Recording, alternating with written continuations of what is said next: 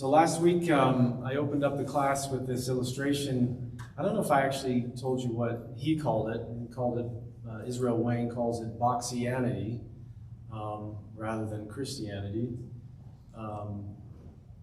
But the idea where we kind of, whether we consciously think this way or not, have different areas of our lives,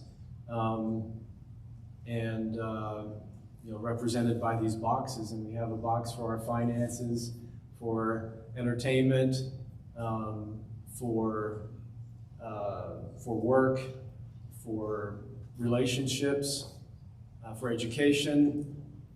And then we have our church box, or our religious life over here. And we kind of live life in a way that, God is in this box, and all the rest of our lives are kind of separate from that. We do our best to involve Him in that, but we kind of don't act like it's a gift. And we forget that actually everything that we have is because He gave it to us, all the way up to our very lives and our breath. Hope you had some time to meditate on that. Any thoughts, any maybe comments, or maybe even criticism on that?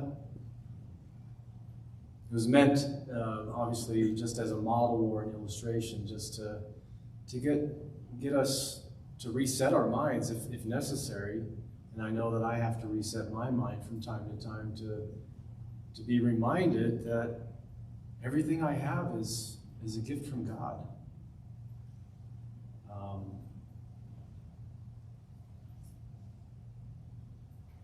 Even our kids. And we've been given a stewardship, a responsibility, something that we're going to be held accountable for. Not that God expects us to be perfect, but He expects us to represent Him well, and to,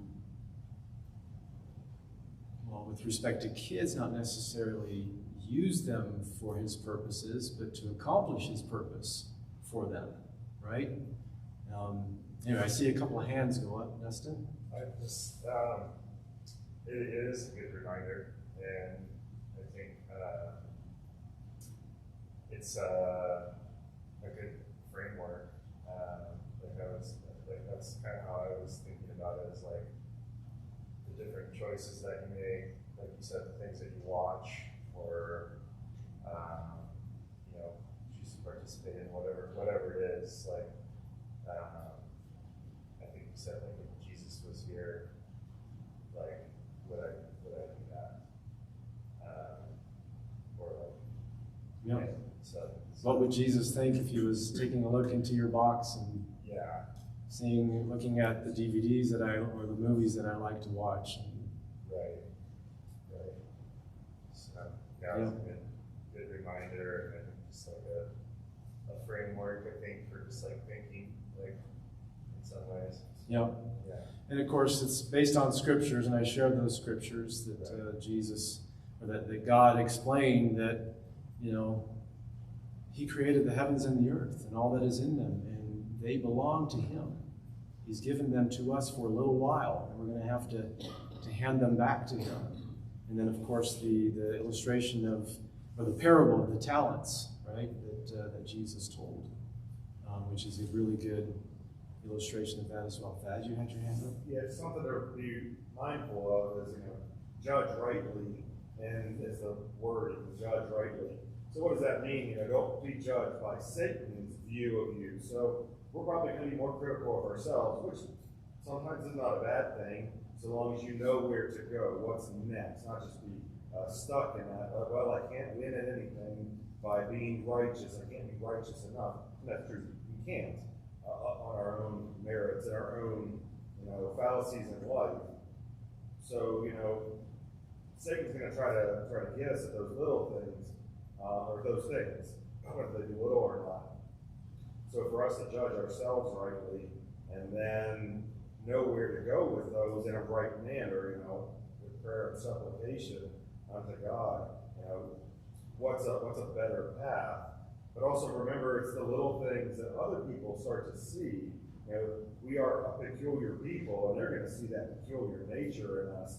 And we're going to be like, well, we see each other, and we don't see any peculiarities in us. If we're all engineers, we all look alike and dress alike, and look at our own shoes as we talk to each other.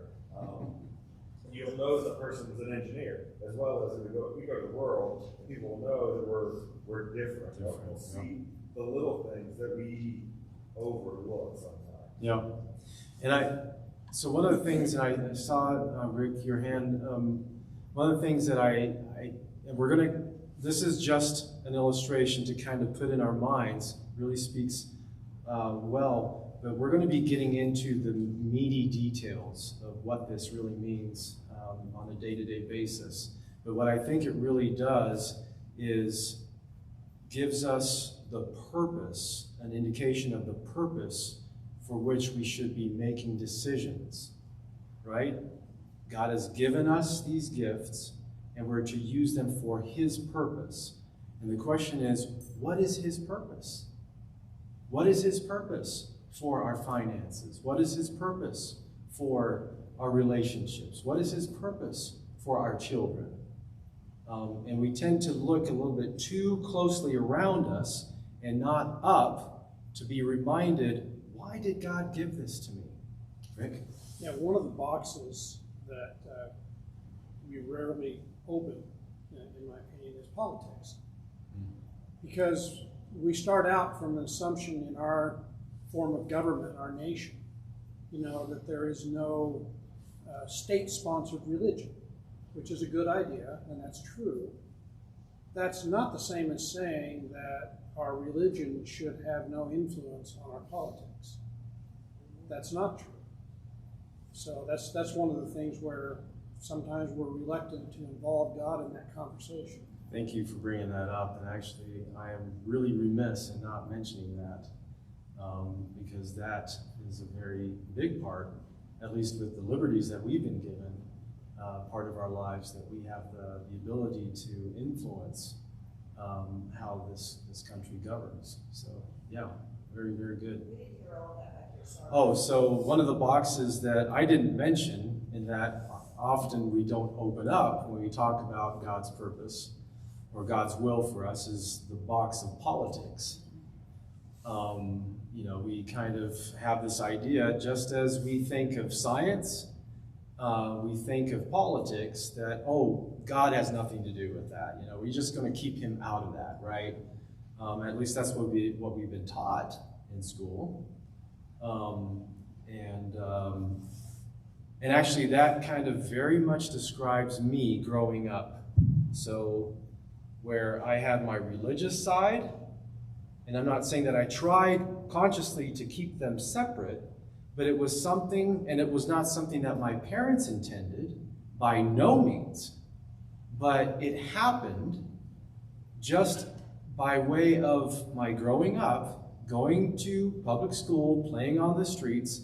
You soon saw that there was, a part of this half of your life, probably more than half of your life, you didn't hear about God, you didn't talk about God, and it was actually very clearly made that God doesn't really have anything to do with this. He doesn't have anything to do with learning about biology, about the physical sciences, about math.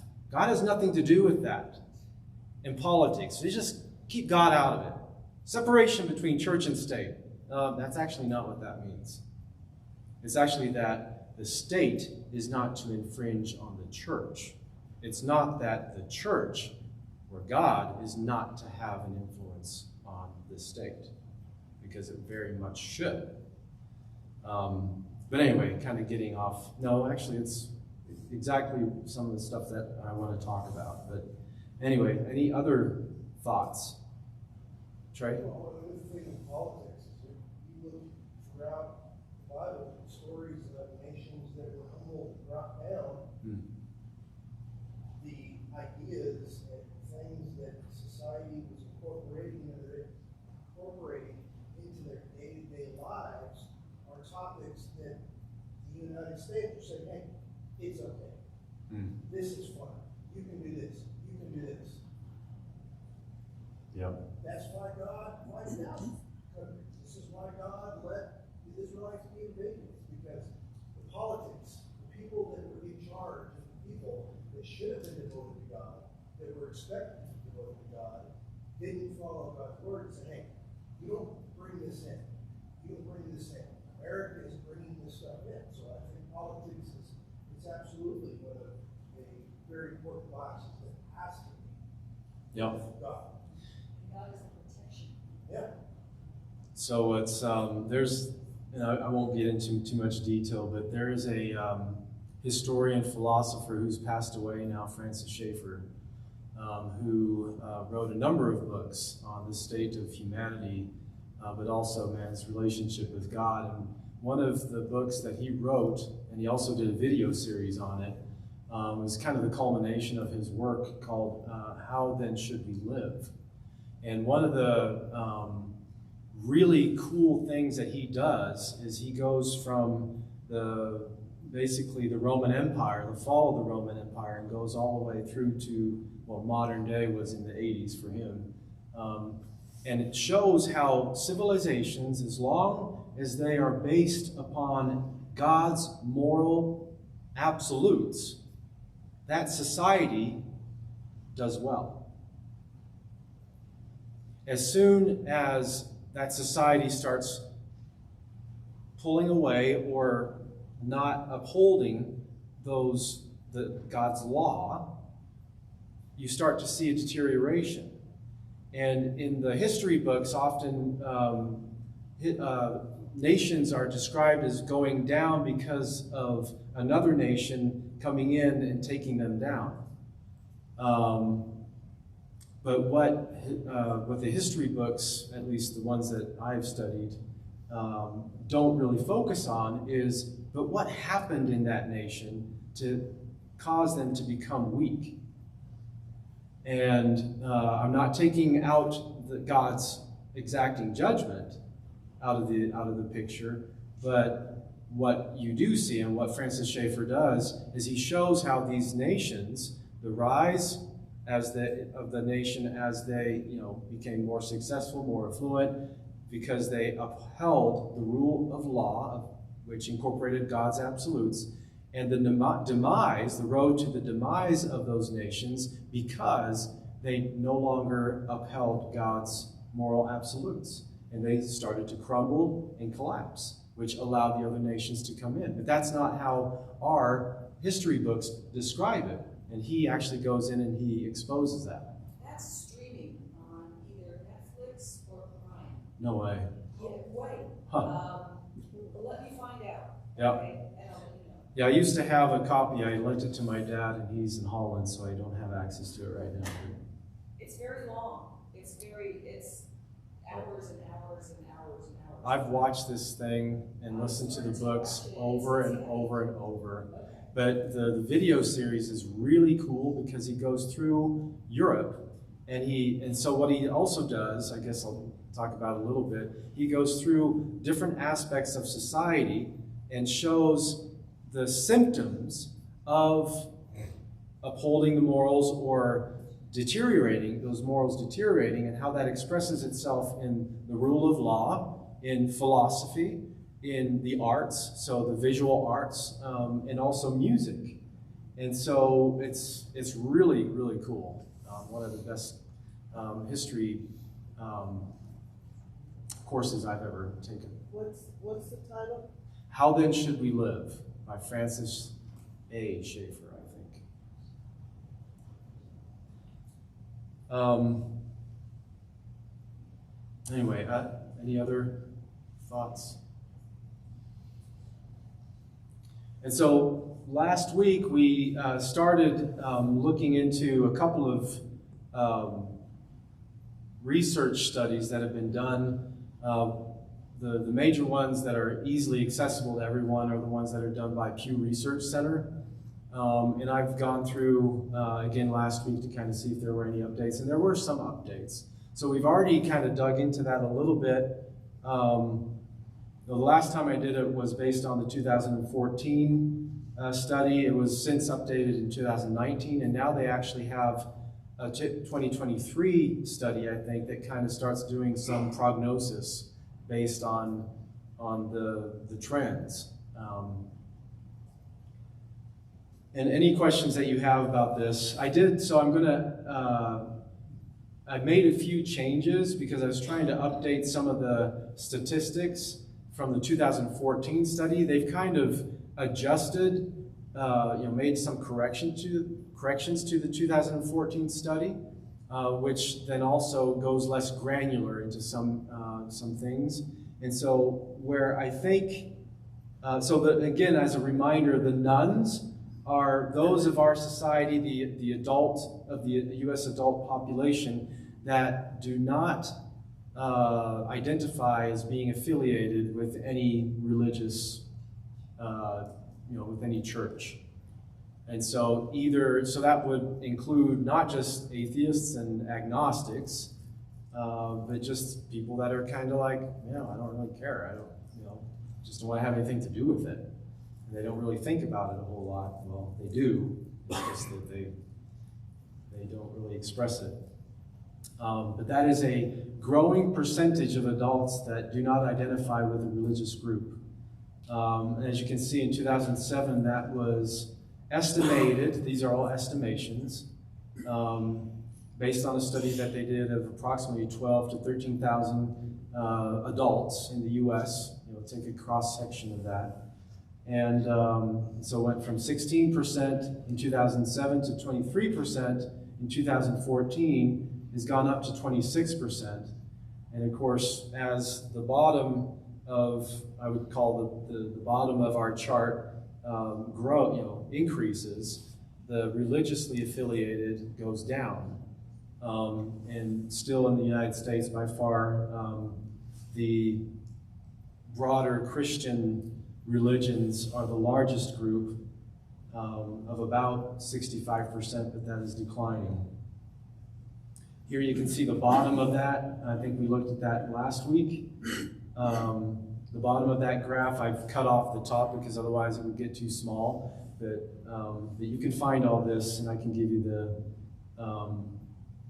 the links to that if you want to look into those a little bit more closely. And so this is one of the things that I've changed a little bit, and I'll show you why in just a second. The 2014 study was initially based on the total U.S. population. They've since gone back and they said, well, that's not really representative. You should really take the children out and apply, only look at the adult U.S. population. And so then the percentages change somewhat. And so I've kind of limited to just the last 10 years. And in the last decade or so, there's been roughly about 30 million people that have been added to that nuns category. And that comes to roughly 3 million people a year. And that's not just a generational change, right? That's not just by virtue of the fact that,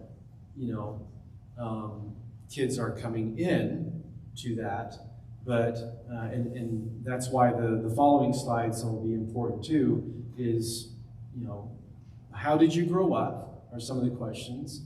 Did you grow up in a religion? And what do you, why do you no longer affiliate with that religion or any other religion for that matter? We're a big country, but 3 million people is a lot. So this was the previous, what I did a number of years ago, which shows, the percentage of nuns to the total U.S. population going from 16 to 22. Now, even the adjustments still end up being about the same, but here's the updated numbers for the most recent study in 2019. Where the adult U.S. population in 2009 was about 233 million, and 39 million of those did not identify with a religion. And again, we'll look at a little bit more into some of the details. So that was about 16, almost 17%. And today, can you guys read that okay? Are you able to read those numbers? You know, it's not quite double, but we're getting close to that. It's staggering how much that's increased, and it continues. And so here's a little bit more of a breakdown of what those nuns, how they would describe themselves, right? So you've got the composition of those nuns in 2007 versus 2019. But you see across the board there, and I don't know if I can use my mouse to actually point, probably not. But you see 2007 and then 2019, and then you see the change there. Across the board, all those percentages are increasing as a percentage of the U.S. population. So we see an increase in atheists and agnostics. Nothing in particular, nearly 5%. And we see that the largest group in those nuns is those that identify as nothing in particular. They don't think either religion is important, or they think it's important, but they just don't know, or they don't want to be affiliated. But again, we're going to look into more detail as to the reasons they give.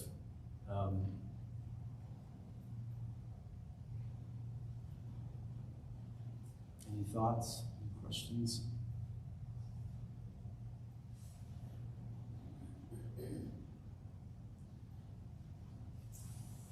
And so, as you, I don't know if you realize this or not, but if you look at how, are you able to read that graph? It breaks down the nuns and kind of splits them up by age group.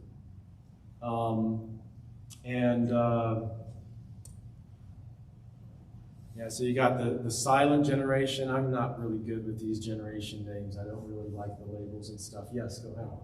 Oh, okay. The baby boomers, which I would consider, my parents to be in. And then you got Generation X. I don't know who would be in that, but I guess that's me. And then you got millennials.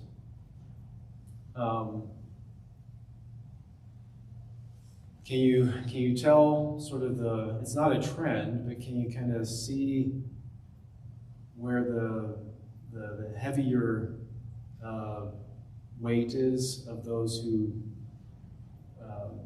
do not identify with a religion, would not consider themselves religious? It's heavier, more concentrated in young adults. In fact, it was 35% in 2014, and it's grown even since then to 40%. One thing that strikes me here is when you look at the younger generations, the non-Christian faith section is actually growing. Yeah. Yeah. I noticed that as well.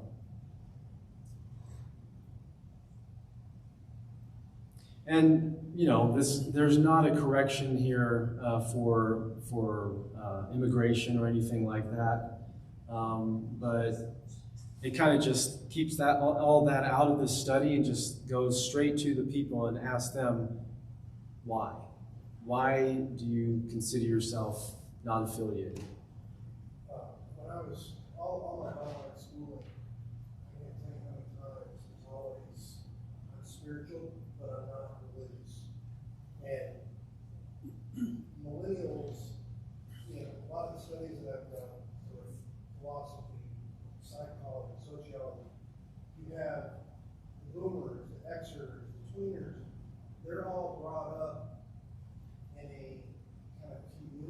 environment, where you didn't have anything that disconnected you from your family, from your neighbors, from your church. Or millennials, they've got everything in the world that disconnects them from that community. And the community teaches, I want this.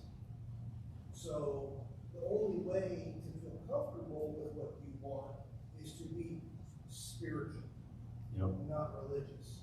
So all these millennials, they're brought up disconnected from that community, from that support, from that strength. They're involved in this, which is the community of I want. I want what I want, not what he wants. And that, I'm not surprised at all, because all my classes, I'm spiritual, I'm agnostic, I believe in something, but not a God. Yep. And then I had, like I talked to you, I had that teacher is, God served a purpose, but his purpose is gone, and so now we've all become our own gods. Oh my goodness. And there's actually some studies that specifically focus on this thought that you're touching on, is the spirituality and how that expresses itself and how they describe themselves. There's an entire study on that as well. I didn't have time to go into that, but that's a study that I would consider that kind of zooms into one particular reason that they're giving. So here you can see a representation of the change, of the composition within each age group. The red bar being representing the affiliation with a religion, and the gray bar being a representation of moving away from religion, and so moving into the nones. So just another illustration of what's happening there as compared, within 10 years. Within the millennials, we're seeing, a decrease of, 16% less identify with religion, primarily, Christian religions, and they're moving into this unaffiliated area of spirituality. It's no wonder they feel hopeless. And there's another study on that as to how they feel about their spiritual well-being. That is quite interesting, and there's a few numbers here that kind of touch on that. Before we go into some of the specific reasons that they give, that these nuns give for having moved into that category, I wanted to give an update on what the churches of Christ look like. This is a study done by, or published at least, by 21st Century Christian in Nashville. And I understand these are studies, so only God is the one, only He knows exactly what's happening. But here are the numbers that they published.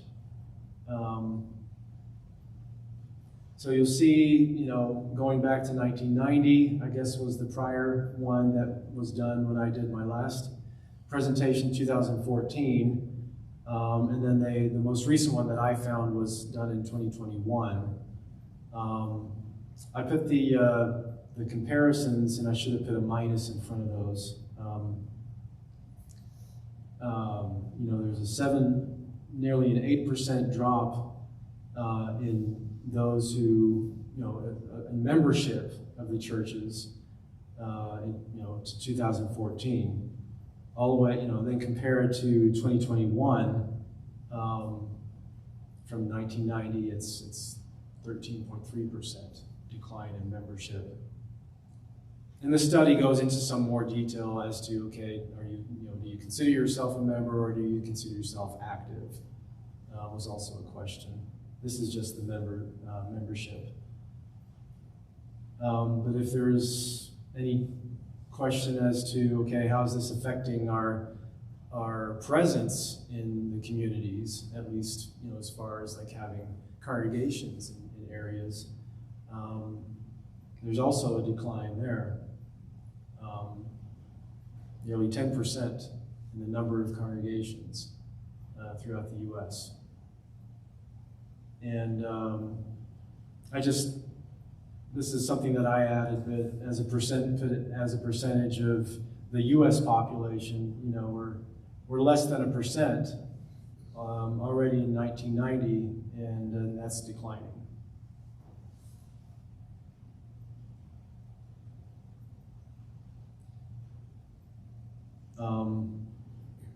It's easy to get discouraged about this, but the words of God to Elijah come to mind, that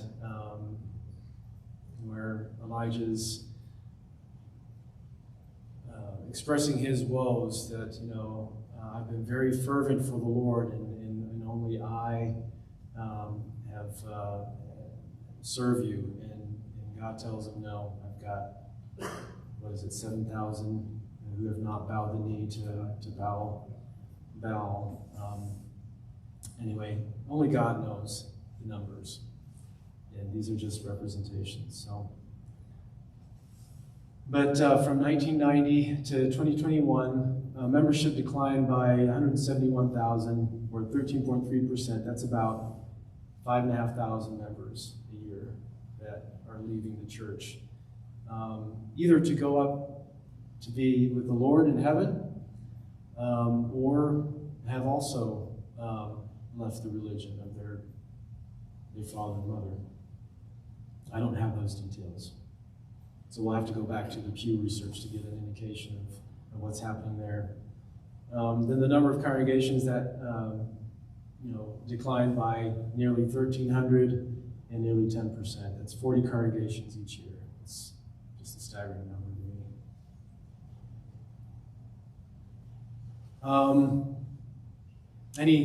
Any thoughts on that?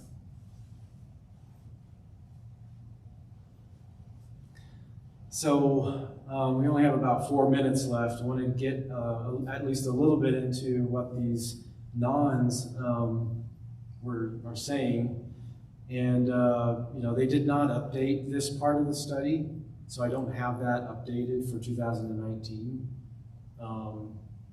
So just be aware of that. I don't think it's going to be drastically different, but it could look a little bit different. I don't know. But looking at the nons, 78% say that they were raised as a member of a particular religion before shedding their religious identity in adulthood. So many of them grew up in a church, and when they became an adult, they left that religion. And so this part of the study was the question, in your own words, tell us why you no longer identify with a religious group. So obviously with these studies that were taking place 2007, 2009, 2019, actually back in 2014, was, this group of nons is increasing, and we want to know more about that. What's happening there? Why is this happening? And of course you can't approach that from an objective point of view, because only God can do that and know exactly why that's growing. But what you can do, and what we're interested in, at least I'm interested in, and what we're interested in when we're talking to people, is why did you leave your religion?